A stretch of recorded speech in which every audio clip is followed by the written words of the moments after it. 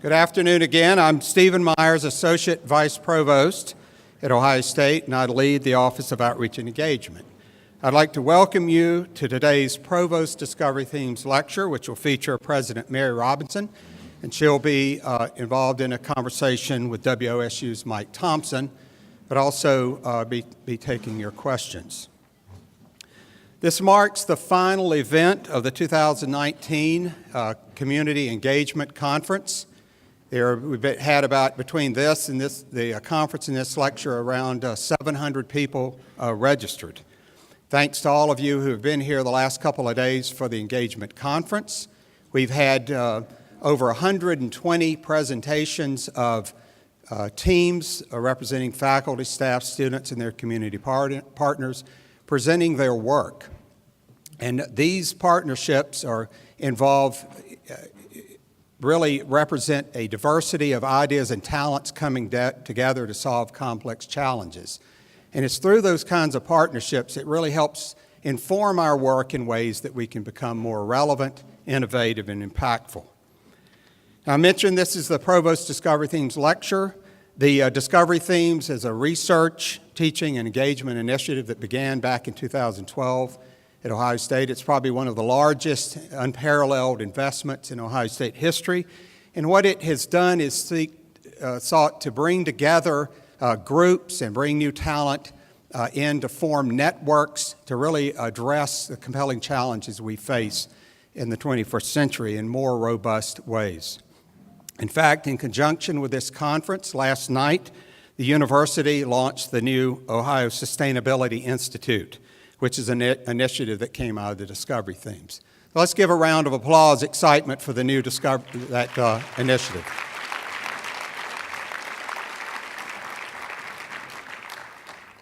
The purpose of the Provost Discovery Themes lecture program is to bring eminent, prominent voices to campus to discuss really complex challenges and try to foster conversation between the campus and the community. I'd like to recognize the planning committee both for the lecture and for the conference. Will you join me in giving them a round of applause?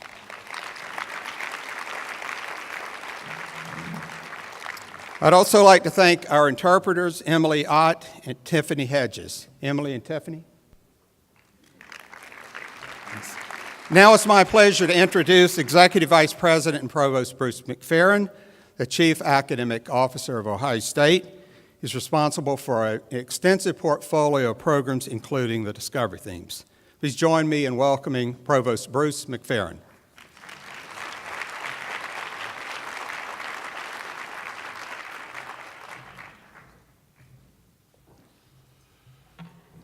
Thank you, Stephen. Good afternoon, all, and welcome to the Provost Discovery Themes lecture for this semester.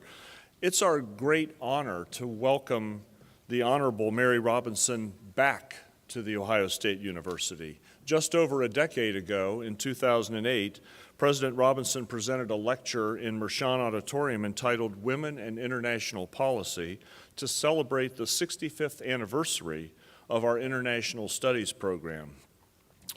Growing up with two older brothers and two younger brothers, the only girl in the family, she says she's always had an interest in human rights. Educated at Trinity King's Inns, Dublin, and the Harvard Law School, she's an academic, a legislator, and a barrister. As the first woman to serve as the President of Ireland, she said she dedicated her presidency to having a space for those who felt marginalized in Ireland. She brought together communities in Northern Ireland with those from the Republic of Ireland to bring about a peace. Her leadership has expanded around the world, and finding a space for those who are marginalized seems to be a theme in her life's work. Along with the late Nelson Mandela, she's a founding member and the current chair of the Elders, a group of world leaders who work for peace and human rights. She has served as the United Nations High Commissioner for Human Rights.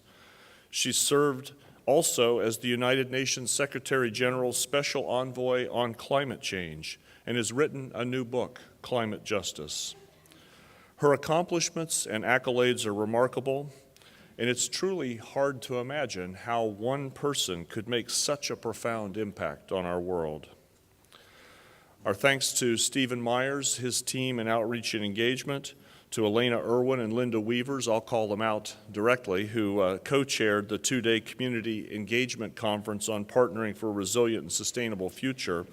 That theme and our launch, as Stephen mentioned, of the Institute last night, bring us naturally to President Robinson's presentation this afternoon.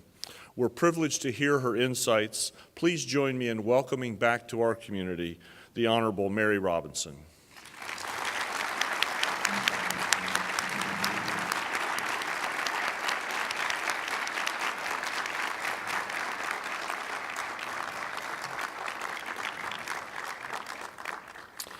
Joining President Robinson as moderator of this afternoon's dialogue is Mr. Mike Thompson, who's the Chief Content Director for News and Public Affairs at WOSU.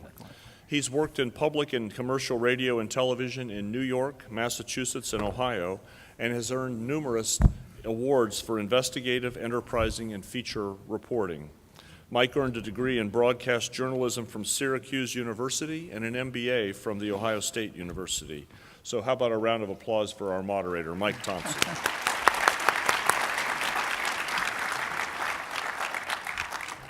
Well, thank you very much. You know, I would argue that our biggest problem as a species is not that our planet is warming, it's getting people to care that our planet is warming. Look what we're up against. We have a rise of nationalism around the world. We have civil wars in Syria and in Yemen. We have Brexit. We have trade wars. Our government is shut down. We have Rudy Giuliani taking the foot out of his mouth at least once a week.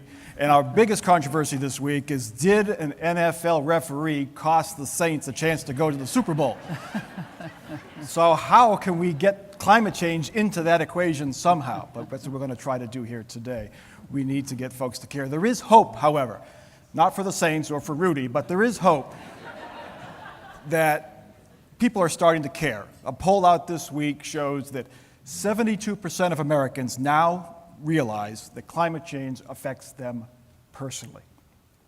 President Robinson, you have made it your life's work now to inform people about climate change and to make them care and to get them to act. Now, throughout your career, you've gone from Dublin City Council to President of Ireland to you work with the UN. You've fought for women on juries. You've fought for gay rights, for family planning rights.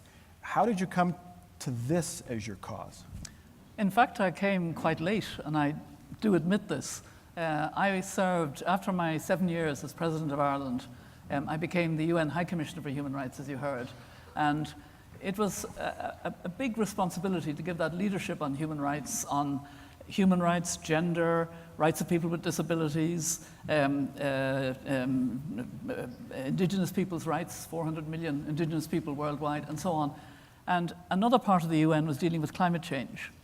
And I don't think I made a single speech. I don't remember anything. I never made the connection between climate change and human rights. So after my 5-year term as High Commissioner, I went to New York to form a small NGO called Realizing Rights, where I would work with a small number of colleagues on economic and social rights in African countries, right to health, right to food, women, peace and security issues. And that was starting in 2003. And in 2003, 2004, 2005, I kept hearing the same sentence in different African countries. I was also honorary president of Oxfam, and Oxfam would ask me to go to various things in Africa. And the sentence was, things are so much worse now. And what was meant was, we just don't know what's happening. We don't know when to sow, we don't know when to harvest, we can't produce our food. And also, everything has changed for the worse. We have to go further for water during drought. The drought is followed by flash flooding, which destroys the school. Is God punishing us? You know, what's the problem? And I realized, you know, at that late stage, if I could put it that way, that actually climate change is a threat multiplier. It's disrupting their lives much, much more than in Ireland or in the United States, where I'd studied and quite familiar with. We don't have the same, well, certainly we didn't in 2003, 2004, 2005. And the injustice of it really struck me. I have that strong sense of justice, starting with the brothers in Mayo a long, long time ago. So the fact that they're disproportionately affected because they live in vulnerable parts of the world, and they are not responsible. They don't drive cars, they don't manufacture, they don't have central heating. So I decided this is the human rights issue that I'm going to work on for the rest of my life. Partly because I had been reading about climate change, I'd been informing myself, and I realized how serious it was. We've seen many approaches to fighting against climate change, to get people to realize that it's happening, to get people to change how they do, whether it's environmentalists going after big corporations or energy producers. Climate justice, which is the title of your book, Climate Justice. How is that different than these other efforts? What separates you? Climate justice is very people-centered. It recognizes, and that was the lesson I learned in my work in African countries, that climate change was actually affecting people's lives now, making them poorer, depriving them of access to food, making them have to go further for water and firewood, maybe displacing them entirely because of floods or small island states, hurricanes. And so it links human rights, development, and climate change. And the other thing that I learned very early on was the gender dimensions of climate change. When you undermine very poor people's poverty, they're living very poorly anyway, when it's undermined by the destructive impacts of climate, then who puts the food on the table? It's still, the woman has to try to feed her family. She has to go further in drought for water. She has to go further for firewood. And the social roles of women and men are different, and therefore the climate aggravates their lives. And so at an early stage, we brought together women ministers who attend the conferences on climate to form a group of women ministers on gender and climate change, to bring out the gender dimensions. And climate justice says that we have to act on climate change respecting human rights and respecting and having a gender perspective. And climate action must also respect human rights. And now that we've got to the stage where there's a broad recognition that we need to move to a clean energy world, we need to get that clean energy to a very, very significant proportion of our population who don't have access to electricity at all, whether clean or fossil fuel electricity. They don't have it. They don't switch the switch. 1 billion people, at least. And 2.3 billion cook on dirty cook stoves, on charcoal and coal and animal dung and wood. And they inhale and die from the smoke inhalation, and their children who are around them while they're cooking are also affected. These are the possibilities as we move forward to a clean energy world, that we can also tackle poverty. So that's an opportunity. You mentioned all those folks who don't have access to electricity. Rather than just give those folks over to the fossil fuel industry, you should have it almost like a clean slate. This could be renewable first in these areas. And they haven't got the electricity because they're off the grids. Mm-hmm. And we have now the off-grid solutions. We have lights, we have units, we can put solar panels everywhere. We've got hydro, small hydro. We must be careful that the projects are suitable for the communities, and that the communities know what's happening and it's discussed with them. I remember being at a conference a few years ago where there were women from Mali who were complaining because an NGO had brought them cook stoves and given them their cook stoves, but they said, we don't cook like that. They're not good to us. And so there has to be a lot of participation. I gather you've been having this community involvement in this conference, and I'm all for community participation, community involvement, and particularly listening to and learning from communities what they want by way of what will improve their lives. The main characters in your book are women. Are they, and they travel around the world spreading this message that climate change is real and we need to do something about it, it's a matter of justice. Are they better ambassadors for this issue than, say, someone like Al Gore, who has done a lot with his book and movie, An Inconvenient Truth? Are they better? Is it a different message? Is it a more effective message? I'm not sure if I thought about it in those terms. I mean, I wanted to bring home the human dimension of climate change by writing stories about people that I'd got to know and actually got to admire. And it's true that in the 11 stories in the book, 9 of them are about women, but there are also 2 good men that we can talk about. But the women, really what they show is great courage and resilience and hope, despite the fact that they're completely undermined in their communities. Let me give you the 2 stories that are of women here in the United States. The first story is a story of a woman who was affected by Hurricane Katrina. She lived in East Biloxi, and as she put it, she was on the wrong side of the tracks. She was African American, living in a poor community, but she had a small salon for hair and nails, and it was a go-to place for local women. And it was completely destroyed, as was her home. And she lived in a FEMA caravan for a while, and she managed to rescue a broken antique table that she stuck together again, and some faded photographs. That's all she had from after Hurricane Katrina. And she became a climate activist because things were so bad in East Biloxi. Nobody was coming to support them. They had to start growing vegetables themselves. They had to start a small credit union type approach. And she speaks about being an accidental activist and coming to Copenhagen, which is where I met her, and was very impressed by her.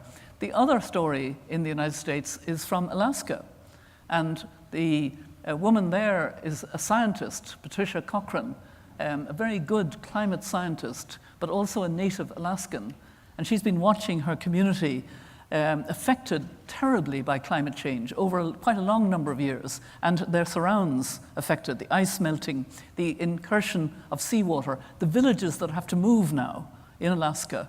And this is happening in this country, but there's a lack of awareness that it's happening, not in the future. Everyone points to Florida will be the place where climate change will be felt first, but it's being felt in Alaska right now, more so than Florida or the coast of the Gulf Coast. Well, it's different. I think Florida, when there's flooding, and we've had flooding in Texas, flooding in various places, and the flooding is worse now. The precipitation, the rainfall is much heavier, the water is warmer, and so the effect is, and that's, climate change doesn't cause totally these problems. It aggravates them. It's a threat multiplier on top of conditions that are there. And if the conditions are conditions that make you vulnerable, you're more vulnerable. And that's what's happening all over the world. You also write about 2 women. One is Norwegian, and one is Swedish, yes. And the other one's from Africa. Yes. Both herders, one cattle, one reindeer. And climate change is affecting them both in similar ways, even though they're very different and from very different parts of the world. Yeah. Yes, the Swedish young woman, and actually the woman from Chad is also young. They're all in their early 30s, these women are. In fact, Jani from Sweden is 28 when I met her. She is a reindeer herder, but she's also a graduate in chemistry from the University of Gothenburg. And she went back to her community and found that they were very affected. And she explained, she was on a panel with me about 3 years ago in the European Parliament in Brussels. And it was a panel of the Women's Committee of the European Parliament on gender and climate justice. And I was very pleased the words climate justice were being used. And when Jani got up to speak, she explained that she was in her beautiful costume as a member of the Sami people, the indigenous people in northern Sweden. And she explained that the reindeer can smell the nurture under feet of snow. They've no problem. But with the changing climate, there would be snow, and then it would warm, and then it would become cold again quite rapidly, and there would be a thin sheet of ice on top of the snow, and the reindeer can't smell through the ice. So they would go further, so would the herders, and both reindeers and herders would fall over thin ice that had melted because of the changing conditions. And a lot of herders have lost their lives, and they've lost a lot of reindeer, obviously. And she was talking about this. And then, I mean, remember, a 28-year-old, and then she says to the European Parliament delegates who are there, members of the European Parliament, she says, and I'm so glad that now you're having this important discussion on gender and climate justice. Pause. What took you so long? And, you know, it was just wonderful to hear that voice, you know. A 32-year-old. And she got a big clap. Yep. The young indigenous woman from Chad in Africa. Chad is in Central Africa, French-speaking as a foreign language. They have their own languages, of course. She's a member of a pastoralist community that herd cattle all around Lake Chad. The problem is that Lake Chad is disappearing. Lake Chad has lost 85% of its water, and was a huge lake. And so this is causing great hardship. And she's become a young indigenous leader in conferences on climate. It's wonderful to hear her, and she's always so beautifully dressed in her African clothes.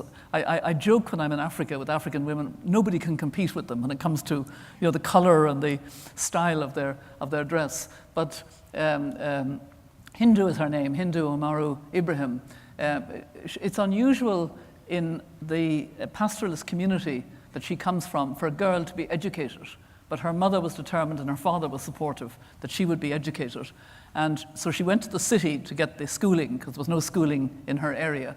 And she was bullied at school because the girls claimed she smelt of milk, because she would go home in the holiday break and she would milk cows with her grandmother and then come back to the school, and the girls didn't want to sit beside her. And so as a 11, 12-year-old, she had to stand up for herself and counter that bullying, which I think made her the activist she became. She's now co-chair of the Indigenous panel. She's 33 years old, co-chair of the Indigenous panel in the conferences on climate, speaks up for the Indigenous knowledge. We know, she says, the weather, we understand, we have this knowledge, and that has to be combined with scientific knowledge, and we'll get better solutions. So it's more than just farmers complaining about the weather or complaining about crop prices or yields declining, suppressing crop prices. It's more than that, and these folks realize that. Well, that was something that I said when I was before the conference in Copenhagen on climate, which some of you will remember perhaps was an important climate conference because people thought this would be the breakthrough. President Obama flew in, other presidents flew in for the final discussions, but actually there wasn't any breakthrough. It took years later, in 2015, the Paris Climate Agreement. But Copenhagen, which was in 2009, had a lot of preparation beforehand, including by civil society around the world, and Oxfam was organizing hearings. And I was a member of the elders at the time. This was in 2008 and 2009, and the elders were formed in 2007. And I was with Archbishop Tutu, who was chair of the elders, on a panel listening to 5 African farmers. And the interesting thing is, 4 of the 5 were women, which is the reality. An awful lot of the farming in Africa is done by women. And I well remember their stories very briefly. The man was a pastoralist from Kenya with his goats. He had a herd initially of 200. He was down to his last 20 because of severe drought. Constance O'Kellett, who's one of the stories in the book from Uganda, told her story of her village being destroyed by a flooding in 2008. There was a woman from Mali who told her story. There was a rooibos tea farmer with her husband, and she talked about the drought in South Africa had wiped out their farm. Probably the most telling story, and it really depressed Archbishop Tutu, was the woman from Malawi, because she said, so bad are things with us that women in my village are now turning to prostitution, survival sex, as they call it, because it was so bad. And I could see that Archbishop Tutu was becoming really very depressed by these stories. He had been jolly and welcoming at the start, and I said to these 5 farmers, I come from the west of Ireland with these 4 brothers, and our parents were both doctors, medical doctors, and my father used to go out on long calls to poor farmers in the west of Ireland, and he loved them, and he loved the way of life. He talked a lot about the farming, but he said one thing. He said, I warn you, Mary, farmers always complain about the weather. They complain it's too hot, it's too cold, there isn't enough rain, there's too much rain, always complaining about the weather. So in order to lighten the mood, I said to this group of farmers, is that what you're doing? You're farmers. Are you just complaining about the weather? And I remember it was Constance, and she actually stood up, and she looked me in the eye quite severely, actually, and she said to me, this is outside our experience. And I've thought about that a lot since then. What is the experience in an African village? When a grandparent talks to a grandchild, and then that grandchild grows up and talks to their grandchild. it's probably about 200 years. But what Constance was saying was, this isn't us complaining about something that's happened and it's a little bit worse for the last 4 or 5 years. This is outside our experience. And that, I think, sums up the human dimension now of affecting a changing climate. Yes, the climate does change and has changed and will go on changing, but we've aggravated it in a way that's really, really very serious. And it's not just farmers in Africa or in Sweden, or even folks who live in Houston, Texas, or in California, which had the wildfires. It's folks who live in an inner city with brick buildings that are feeling the effects of climate change. Yeah, absolutely. And one of the women that I write about in the book is from Australia, a middle-income woman who had her small cosmetics business. And she actually saw a film, Al Gore's film, An Inconvenient Truth, and it kind of hit home. She said, oh my goodness, I must go home and see what I can do. And she started to recycle more carefully, not to use waste, to turn off lights, to pull out plugs. Because her products came in a lot of plastic containers. Her cosmetics used a lot of paper and plastics, and she realized, and she cut down on that as much as she could as well, but she was still trying to sell her stuff, as she said. And she discovered that she was saving money. She saved 10%, first of all, of her budget, then 20% with a bit more rigor. She said, this is a great idea. I'll get 1 million women to do this. So she formed a 1 million women project, and you can Google the one is a 1 million women. And she's now got a lot of women who are following her, but it was very difficult in the beginning. Why? Because she had embraced this very personally, but when she talked to people, they said, oh yes, I'll try that out. But they were busy. They had other things on their mind, and their child would get sick, or the mortgage had to be paid, or whatever.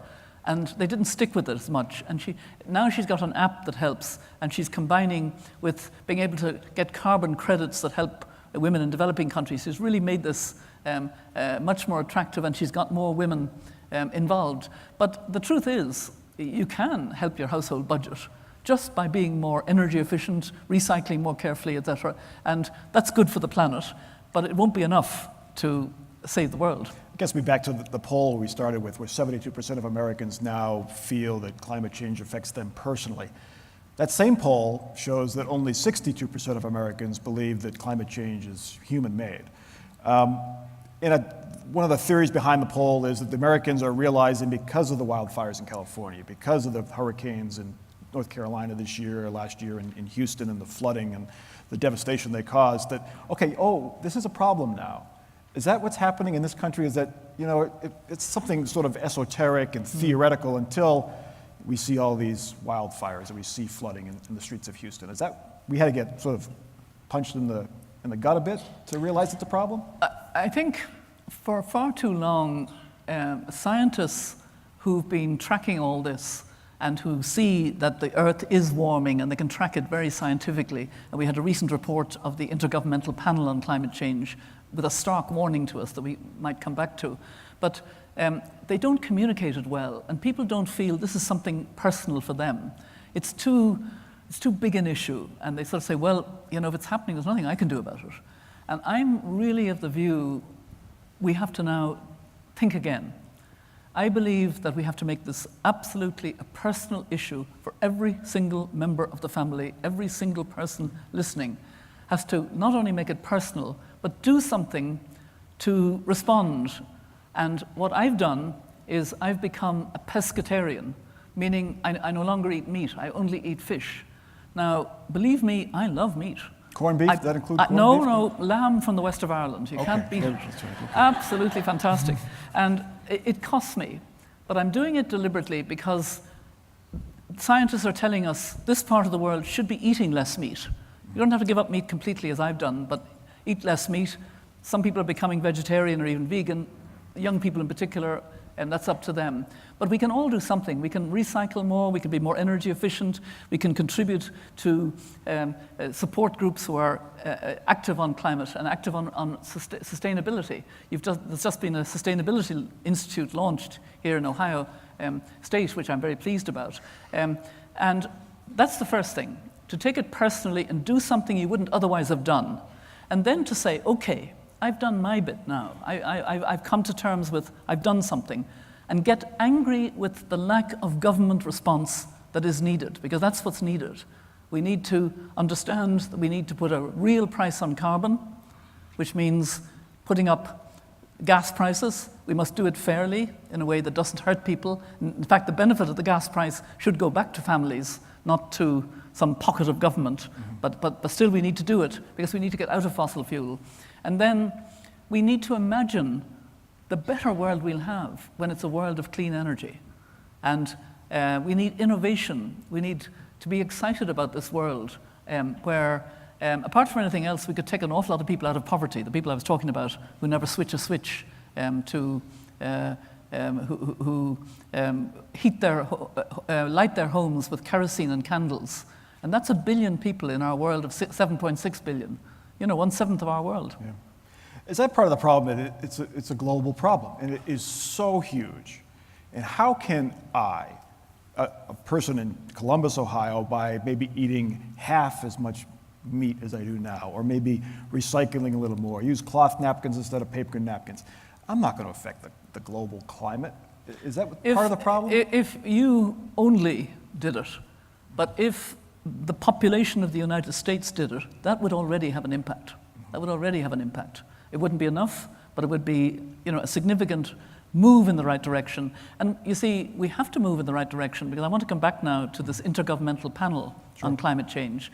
As you heard when I was kindly introduced by the Provost, I was, before the Paris Climate Agreement, the special envoy of the UN Secretary General on climate change. So I was following the negotiations, I was part of all the discussion, and it was because the presidents of small island states pleaded over and over again that we had to have a goal written into the Paris Agreement that we needed to stay well below 2 degrees further of warming, 2 degrees Celsius of warming, and we had to work for 1.5 degrees of warming, because above 1.5 degrees, Kiribati, the Maldives, Tuvalu, and other small island states would just go under. And they were pleading for the future of their countries. And they were listened to.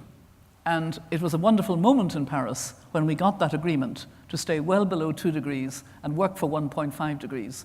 But the point really was nobody had studied this before.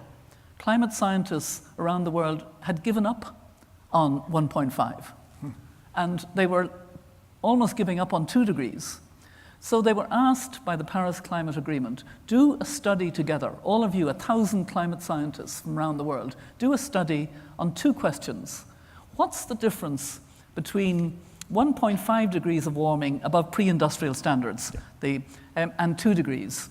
And what they came to was, that was the first question, what's the difference between 1.5 degrees and 2 degrees? And the second question is, if it's important, how do we stay at 1.5 degrees as a world? The difference between 1.5 and 2 degrees of warming turns out to be really significant. And I hadn't realized this. I thought we were doing this for the small island states to stop them going underwater. What the scientists have now told us is no, it's much more serious than this. Between 1.5 degrees and 2 degrees, things happen. The coral reefs disappear. The Arctic ice disappears. And the permafrost begins to melt seriously. And then we're into what the scientists call loopback territory. So at 2 degrees, we're in the outer limit of what is a livable world for our children and grandchildren. That's pretty stark. Why weren't they looking at these studies at 2 degrees? Because the way it had worked out, the world hadn't committed to staying below 1.5, to staying at or below 1.5 degrees. Literally, it hadn't been said that we would do this. And we didn't understand. You see, what's happening, as I understand it, I'm not a scientist, I read these things, I follow it as best I can, but by God, I follow it. Everything's happening quicker than scientists thought. This is what's happening. They were predicting that something would happen in 2050 or 2060. And we all got into a kind of mood. It's a problem, but it's a bit of a problem of the future. It's happening more and more now. And that's why you're having this intensity of even the Arctic, whatever they call it, that this region is suffering. and suffered for the last couple of years, that's climate related. That's climate change related. It used to be like that. But the Arctic is now warming so much, it's affecting how much coal stays where it stays. Yeah. And, and then the scientists have said we need to stay as close to 1.5 as we can, preferably at 1.5 and not above it. We might have to go above it and then suck out carbon out of the atmosphere to come down to 1.5, but that's a safer level. And they said that means that we need to reduce global greenhouse emissions by 45% by 2030. When they said it, it was 12 years, because that was last October. It's now 11 years, because we're into 2019. 11 years away. Reduce coal, oil, gas by 45% in order to be able to be at zero carbon, zero greenhouse gas emissions by 2050. That's the only way we stay at 1.5.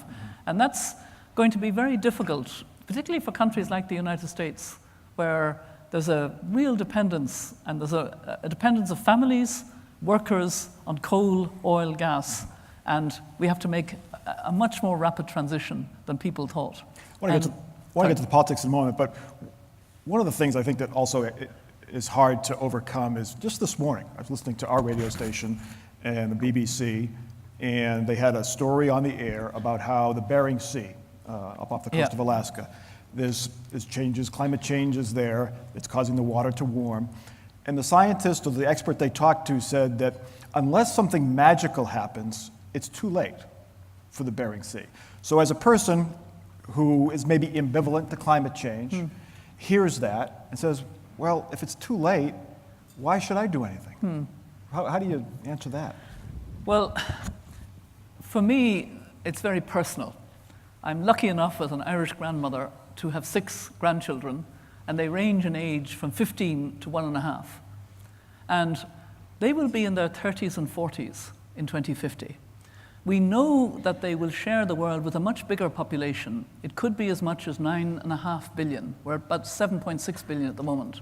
And that's pretty guaranteed because that's what the UN is predicting in population terms. So a bigger population and the stresses that we're already seeing at 1 degree. We're at 1 degree now, globally, 1 degree of warming, and we can't go above 1.5 degrees.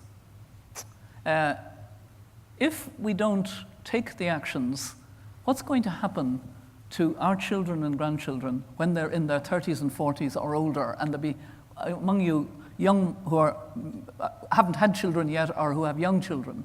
What's it going to be like? Children are beginning to react. There was a girl from Sweden who spoke at the latest conference on climate in Poland, a 15-year-old. She was invited to speak because she has skipped school every Friday for the last year to stand outside the Swedish parliament with a placard saying, "You are not doing enough to protect me and my generation." Sweden is actually quite a good country on climate. You know, that's the irony. But it's not good enough, and she knows that, and she's right. So she's standing. Are they excused absences on Friday? Well, the interesting thing is Australia is not good on climate, is suffering the worst heat. All the records for heat are being broken in Australia at the moment. And recently, Australian school children have been going out of school on Fridays, copying this young Swedish girl. And the Prime Minister of Australia gave out publicly to the children and said, "Go back to school, you should be in school on Fridays, you should be learning." And they said, "Why should we be in school when we're not going to have a future?" You know, so there's a kind of thinking going on. Yeah. And young people are realizing this is about them. This is about, you know, their, what kind of life, what kind of, and the problem is that when I talk like that for a while, it can be scary. And then all the energy goes out of the room and all the hope goes out of the room. Whereas I'm on the other side of it. I am very hopeful. And the Intergovernmental Panel on Climate Change that made that stark report last October said it is absolutely doable. We can get rid of the fossil fuel in that time. We can live in a much healthier and hopefully much more equal world and get people out of poverty more easily by the clean energy. And it's not too late. It's a lot of work, it's but not too late. And all it needs is the political will And there, it's a problem because politicians, whether it's in this country or all over the world, in Ireland and everywhere, and I've been in most places that I'm talking about, the horizon is so short. It's the next election. It's 6 months or a year, or at most 5 years. And it's hard to get them to understand that they actually have to be thinking. Business leaders that are not fossil fuel business have become much more keen on governments being more ambitious about climate. I work with a lot of business leaders now on this issue, and they've written to government ministers, they've written to the G7, they've written to the G20, saying, please put in place a price on carbon that will help us to move more rapidly. We're living in an interesting political time in this country now, as I had noticed. Yes. You talk about the Paris Accords, monumental achievement, 199 countries, large and small, signing on, trying to keep the global warming under 2 degrees, well below 2 degrees, zero carbons by 2050. 18 months later, President Trump pulls us out of the Paris Accord. You suggest in the book that that might have not been a totally bad thing, that Donald Trump pulled the U.S. out of that accord. It certainly doesn't help, but it emboldened others to do other things. Yeah, I think it was a bad thing, but it did have a good reaction. That was what I was saying in the book. Yeah. And I was very pleased to see a kind of broad coalition, and they call themselves We Are Still In, meaning we are still in the Paris Climate Agreement. And it's states of the United States, it's cities, a very significant number of cities, putting these targets of trying to reduce their emissions, trying to get to net zero. It's business, it's universities, including Ohio State with its sustainability measures. It's philanthropy, and it's increasingly investors and insurance companies, because they see that the word stranded assets was used quite recently, a few years ago now, to me, and I didn't know what was meant. They said coal particularly and soonest, but also oil and gas will become stranded assets. And I said, I don't know what you're talking about. And the person said, think asbestos. Too dangerous to use. And it will come to the stage where coal globally will be too dangerous to use. There are people pleading that coal is already too dangerous to use. But then we have to think about the workers and the families that depend on the coal. In other words, we need what's called a just transition. And in the book, there's a story of a miner from Canada, from New Brunswick. He was a union leader in a mine in New Brunswick, which he knew would have to close. So he worked very hard as a union leader to delay the closure, and then get as much concessions as possible, retraining, credits, special measures. And he admits that actually when the mine closed, it devastated New Brunswick, it devastated the town. And despite all their efforts, he got a job in the tar sands, the other side in Alberta, the other side of Canada. He's now working as a union leader in Alberta, knowing that it's going to have to close, probably even sooner than people, because it's very viable at one level, because of the greenhouse gas impact of it. And he's now working even harder on this just transition.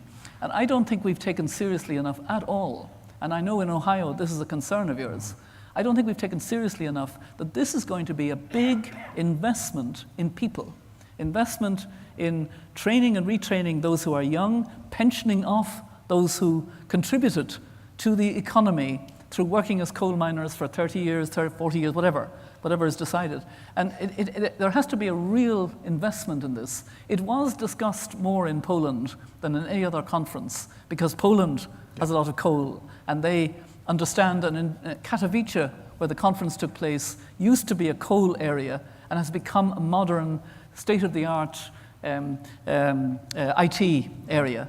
And they were trying to model that as being a good example. It takes time. Pittsburgh is an example in this country. It's, being the old steel mills, now it's a technology and medical city. What is the difference between the European attitudes on climate change and American attitudes on climate change? I would say there's much, much less climate denying in Europe.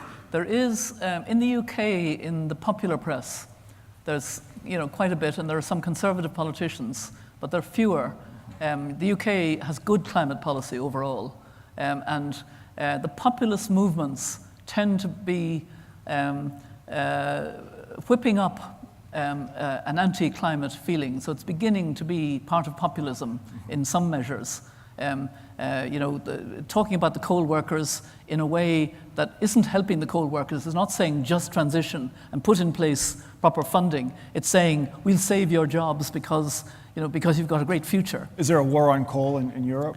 A lot of European countries are leading, as Canada has been leading the move out of coal. Yeah. But it's progressive with just transition. But it's definitely saying we have to get out of coal. The politicians using that phrase that Theresa May is now doing a war on coal like Barack Obama was, or they're not there yet like we were in 2016. No, they are. They are there. Okay. Yes, they are there. Yeah. No, there's quite a movement of countries and of companies and to get out of coal. Well, it showed it worked here, at least politically, in the short term. Yeah. To get Donald Trump elected. Yeah.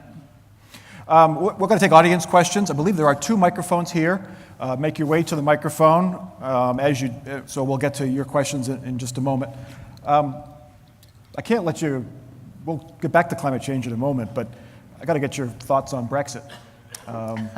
Ireland is the sticking point, believe it or not, because if the UK leaves Brexit, then they have the borders closed, no more free flow of people and goods across borders. But the problem is, in Northern Ireland and Ireland, there is a border, and it's been open for 30 years, and it's been credited with helping keep the peace. It's been very quiet there. Is that border going to stay open? Well, I was president from December 1990 to September 1997. The Good Friday Agreement was 1998. Yep. And we were building such momentum for peace. I was inviting women from the 2 communities, cross-community efforts, all of this working. Everybody was working to get the Good Friday Agreement. It was an amazing step forward, and then it was built on further, and then we got the joint executive, and we got peace in Northern Ireland. And when you've lived, as I have, growing up with constant violence, killings, maiming, kneecapping, constant problems, and then you get peace. Yep. It's so precious.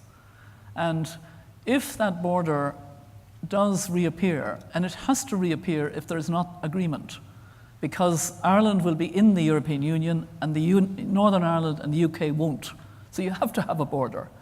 And it has to be managed, and I think, then we believe, and I think it's quite strongly held on both sides of the island of Ireland, there are still those who've hidden their guns, they haven't gone away, who would be back as big, strong men, back, doing the awful things they were doing, and it could easily unravel. And that is quite a fear of my country.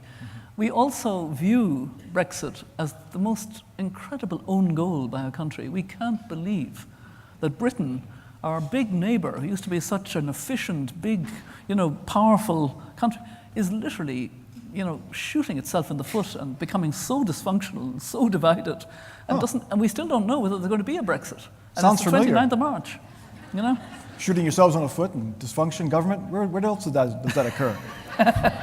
So here's a question: which comes first, a solution to climate change or a Brexit deal in England?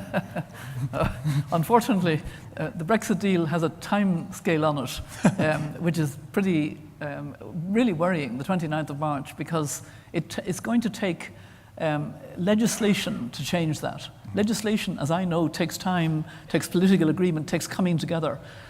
I hope that common sense will break out, but we're worried in Ireland. We really are. It's not a comfortable position to be in, to be buffeted by a neighbour.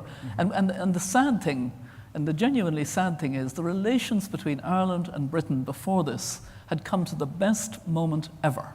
Yeah. Queen Elizabeth II paid a visit to Ireland. She was impeccable. She bowed in the right place. She did everything. She's very popular now in Ireland.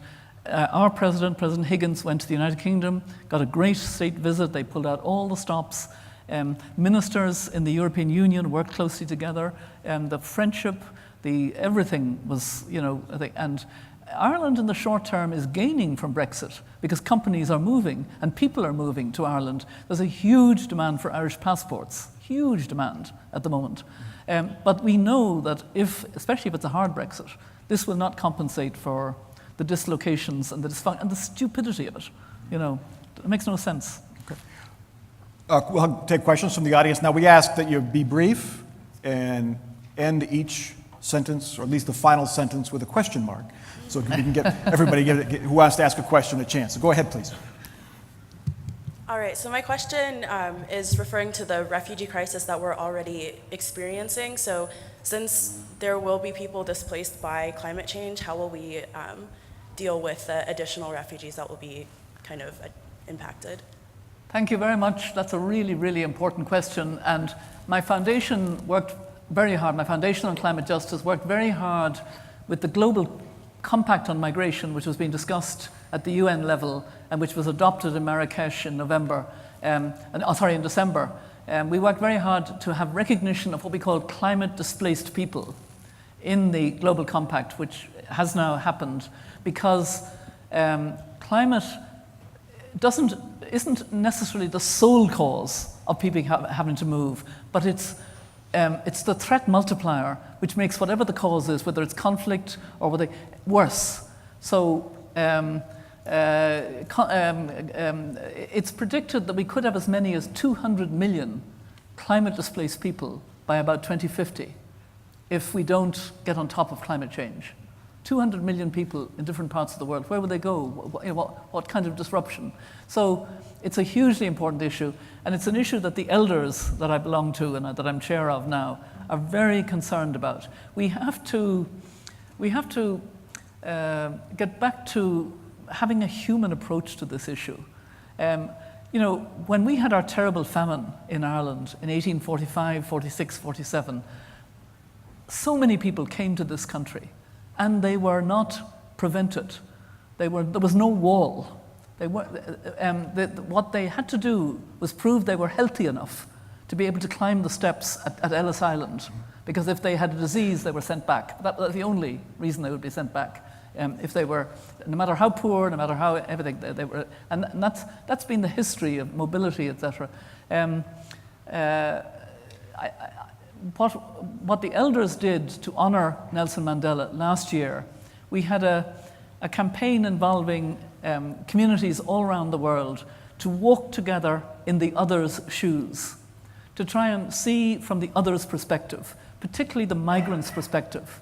Somebody, in Honduras who has to leave because there's such violence and they've been threatened maybe by a mob, or they have to keep their children away from this life and find a life out of the deep poverty, and they have to come to the border and then to be separated at the border. The inhumanity of it. But it's happening also in Europe. Europe is closing its doors. People are dying getting across the Mediterranean. We have to realize that this is an issue that we have to manage, which is why the Global Compact on Migration is incredibly important. We have to manage it because it will get worse because of climate change. Hopefully it won't get as bad as 200 million people, but we know that will be an aggravating factor on mobility. You write about an island in the Pacific where the president, I believe, Yes. is actually out looking for places to move his people. Yeah. Other islands, Yeah. other countries, like looking for a new house. Yeah. Well, one of the stories is the president of Kiribati at the time came to Copenhagen, to that conference I mentioned, in the hope that he would hear a commitment to the staying at 1.5 or below. He didn't hear it. He went back to his people and he said, "We have no hope, we have no future." And he bought land in Fiji. He paid $6 million at that time to buy land so that when the time came, his people could migrate with dignity. And then he started a kind of fight back, and he's fighting back now. He's actually trying to raise his islands. See, they're small, low atolls, but they could be raised. If we can put spaceships up in space, we can raise islands and have a sovereign country continue, Not impossible. First of all, thank you very much for coming and speaking with us. I'm a student here at Ohio State, and over the summer I had the opportunity to travel abroad to Uganda. And there I got to see firsthand how there is such a significant dependency on stuff like charcoal and like you had talked about earlier. Also, in one of my classes, I got to see the effects of, in the past, when we've put ideas that have been created in the West and tried to integrate them into the developing world, there's been issues that have led to conflict. What has been done so far to try to approach it in a different way so that as we explain these things to people who may not have been able to listen to the climate conference, to make sure that it can be adapted peacefully in their communities? Again, that's a very good question, and that's something that we've tried very hard to do, is to get the voices of frontline defenders, as we often call them, of their communities, those who are working on how the community responds to drought followed by flash flooding or a hurricane or whatever. And the group of women ministers on gender and climate change have actually included Indigenous women and grassroots women in their delegations so they could come to conferences and not only tell their story, but tell how and in what way they wanted to be supported and they wanted to be helped. Not the ideas coming in from the outside, but listening. You're quite right. That's really very important. And there's a lot of Indigenous wisdom on nature. Indigenous peoples live very well and very closely with nature, understand nature, read nature. One of the things that's a problem, and David Attenborough has been saying this at the conference, is that the modern lifestyle takes us away from nature too much.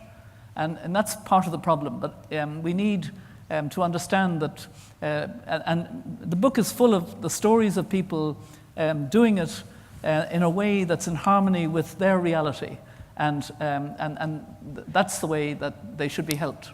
We shouldn't kid ourselves that all Indigenous people or people in these poorer countries are all in the same mindset when it comes to climate change. You tell the story of deforestation. Yes. How that's a great way to capture carbon and to also help control erosion.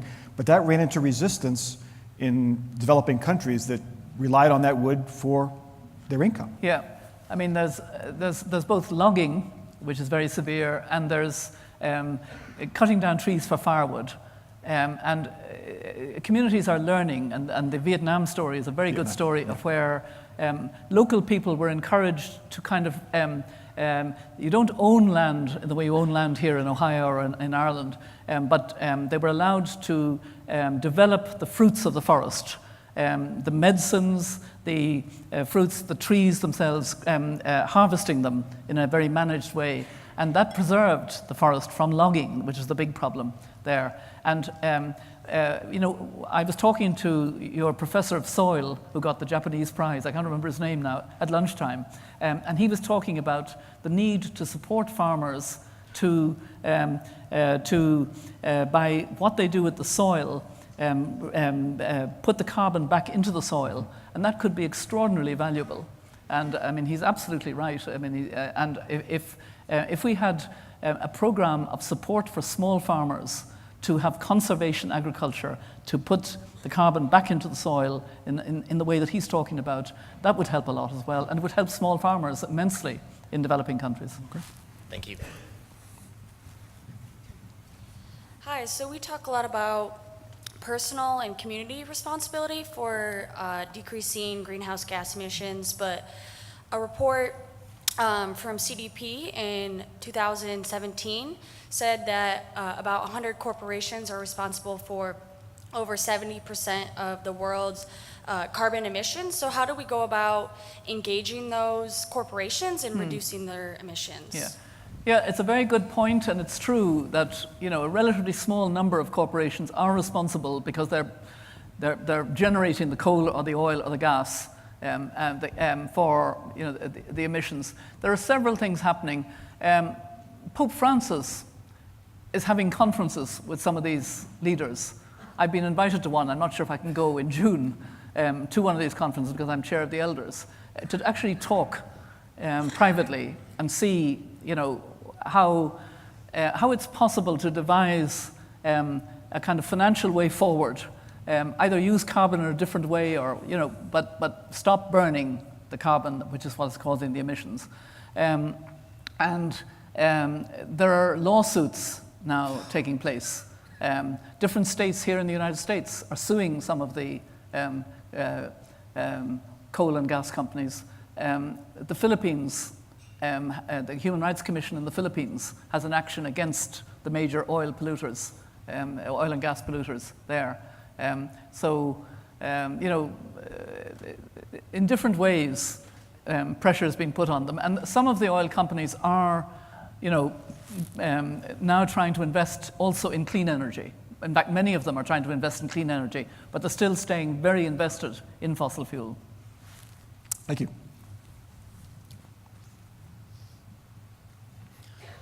I'm an international studies student at OSU, and I've observed, as I'm sure you have, that one of the most pressing issues of our day will be state sovereignty and the national right to self-determination versus the importance of global governments and collective action. You've been both the head of state of a nation as well as a member of a supranational organization like the UN. Do you think that the balancing act is tipping in one way or another, and in which direction do you think we should place our emphasis? Thank you. It's a very interesting question. There's no doubt we are seeing more nationalism, more populism based on identity that's linked to a kind of nationalism. But the problems that we have can only be solved with a multilateral solution. 2015 was a very good year for multilateralism. We had two major frameworks. I've talked a lot about one of them, the Paris Climate Agreement. That was in December of 2015. But in September 2015, 193 countries agreed to the 2030 agenda with its Sustainable Development Goals. I hope, given that you've been talking as a community about sustainability, you've been talking about the 2030 agenda and the 17 Sustainable Development Goals, because they're for all countries, and they really address the issues of sustainability for the world. The problems cannot be solved by state sovereignty. We're too interconnected now, and pollution doesn't stop at borders. And the impacts of the pollution, the forest fires go across borders. In Asia, people are affected by Chinese pollution that are not living in China. They're affected by Indonesian pollution that are not living, So we need to solve these problems in a multilateral way. Now, as I've mentioned, I served for 5 years full-time as the UN High Commissioner for Human Rights, and I've served in a number of capacities. I served as the Special Envoy of the Secretary General for the Great Lakes in Africa. I served twice in a climate-related thing. So I've served the UN. My attitude to the UN is a bit like what Winston Churchill said about democracy. He said, democracy is the worst system except for all the others. The UN is the worst system, but we don't have any other. So I'm very loyal to this UN, which drives me crazy. Working in the UN is quite difficult because it's quite bureaucratic. But when it achieves objectives, it's really important. And if we didn't have the UN, planes wouldn't fly, we wouldn't know the weather, children would die enormously that don't die now, and so on and so on and so on. There are so many different ways. So we need the multilateral system. We need reform of the multilateral system. I'm very open to that. It needs to be more efficient. I wish it would be, but actually, take the ozone layer. That's the best example I can think of when we're talking about climate. Do you remember a few years ago, we were scared because in both poles there was an opening of the ozone layer and it was going to fry us. And the world got together with a Montreal Protocol very, very quickly. And we've had an amendment to that, a Kigali Protocol amendment to it, to strengthen it, to realize that we had to have a safe future. We're in the same thing with climate change, but it's more complicated, and people don't see it as easily. But it is exactly the same thing. We must have a multilateral solution to it. And we have to work, that's what the elders are very committed to, a good multilateral system that's fair. We were talking earlier, you were in Boston, or Cambridge in 1968, and so you've been a long observer of international politics. You've seen a lot of strife over those years. Why do you think there is a rise in nationalism, not just here in this country, but in Europe and other parts of the world? What's fueling it? I think it's been fueled by a number of things. One is the inequality in our world. I mean, it really is striking. Davos is taking place at the moment, as we probably are aware. It comes on the television channels, etc. And Oxfam, which I was honorary president of for a number of years, Oxfam produce a report for every Davos. And every year, that report shows the inequality is even worse. Now, the headline figure is 26 individuals own as much wealth as half the world, as 3.6 billion people. That is shocking and unacceptable. It's not a question of blaming those 26 individuals as such. It's the system that allows that. It's a rampant capitalism that has forgotten its social compact. It's forgotten that this should be fair across the board and people should have fair wages.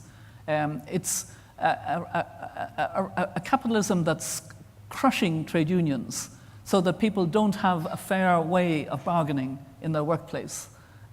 All of this is part of what is alienating people. And then the problems of trade are such that trade itself seems to be the problem, global trade. But actually, the problem is technology also, automation. And we have to learn how to cope with these problems in a way that doesn't have people going back into their sort of isolationist sovereignty bubble, but rather working together in a multilateral way to say, how do we ensure that young people coming into the world, and there will be more and more of them, our population is going up, so there'll be more and more people looking for jobs. How do we look at the workplace and jobs as a whole? Do we need to talk about basic income? That's something that is being discussed more. These are the big issues, but we will only really address those issues well if we do it in a fair multilateral system. Yeah, more coal jobs were lost to automation or machinery than regulation. Exactly. By far. Yeah. Go ahead, please. I'm a student from Ohio University, not the Ohio University, so I hope I'm allowed to speak here. But I had a question regarding the necessary transition away from fossil fuel intensive mining and extractive industries. Do you view that as an opportunity to retrain workers and to retrain that employment force as a way to become leaders in the green energy and clean energy sectors? And how do you get people to change their minds towards that? Well, I'm kind of glad you asked the question, because I just can't emphasize enough how important that issue is. We have to move very rapidly out of fossil fuel. There are workers in fossil fuel and the families of those workers and the business that depends on and if we don't get real about planning for that transition, then it's not going to happen in a proper way, and it's probably not going to happen quickly enough, and our world will suffer, and our children and their children will never forgive us for not having the imagination and the sort of innovation and the first thing this needs is a lot of resourcing, a lot of thought, a lot of recognition that it is an absolute priority to focus on the communities that need to evolve fastest. I actually had a conversation, I have a podcast now called Mothers of Invention. I was saying this when I was having a lunch with some of the faculty, and it's about climate change, and I'm doing it with a young Irish woman based in New York who's a comedian. So it's kind of funny in places too. So those of you who like a bit of a laugh about climate, try Mothers of Invention. But we were doing a new recording of a new episode, and I was talking to a climate scientist, a woman in Botswana in Africa. She's a member of this Intergovernmental panel on climate change. And we were talking, and she said in a very sympathetic way, I really feel for the problem of developed countries now in adapting to what is needed for climate change. Because, in our countries, we can start to build our economies on clean energy. We need the resources, we need technology, but we can build. But rich countries have to unwind. They're dependent on it. They can't suddenly stop. They've got to do it gradually. They've got to do it in a planned way. And she was very, very sympathetic to the problem, which I found, was interesting, that she had the empathy to know that it's difficult when you've got to change from a situation where you have workers and families and communities and businesses dependent on the production of coal or the production of oil or gas. So we need to get real about this in a huge way. And I mean, your question is highly relevant. And training and retraining is part of it, but it's much more than that. We have time for one more question. Hello, my family comes from County Cavan, Ireland, so it's an honor to speak with you today. When we look at the human level, we see that climate injustice brings together the female farmer in Chad and the coal miner in West Virginia. But at a national level, where much decision-making is being made, we see walls being built to keep out refugees, and an oil war will soon become a water war. My question is, how do we avoid a future where overt militarization between countries becomes an adaptation to climate change? Yeah, I think that's a worrying question. Yes.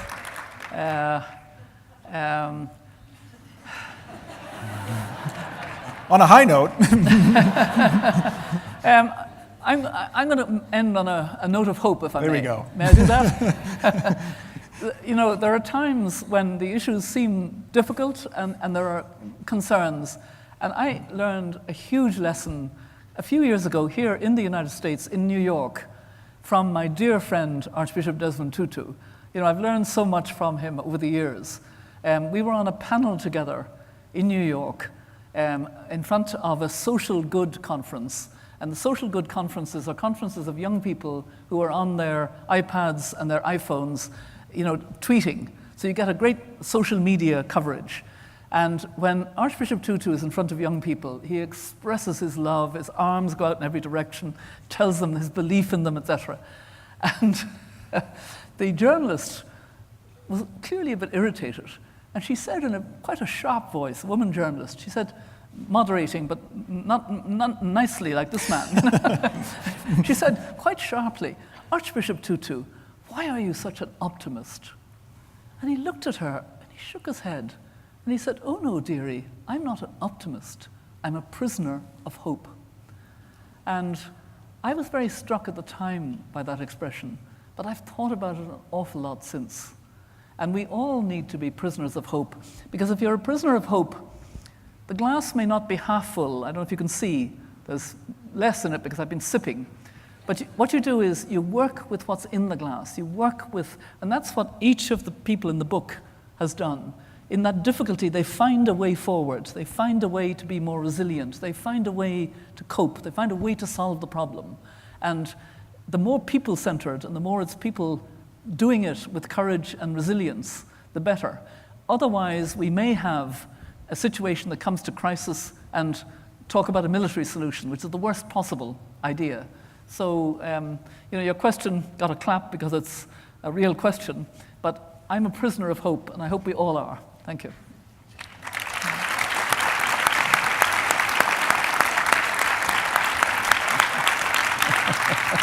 Thank you very much.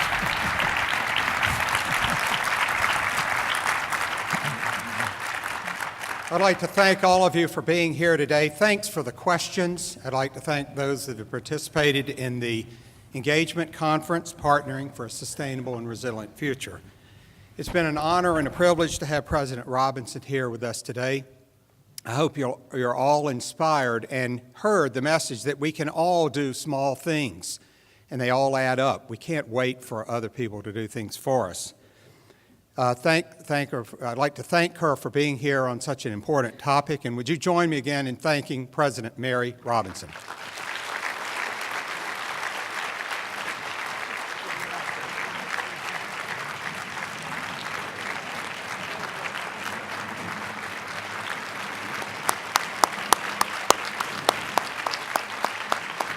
I think we're going to take some photographs. Oh, okay.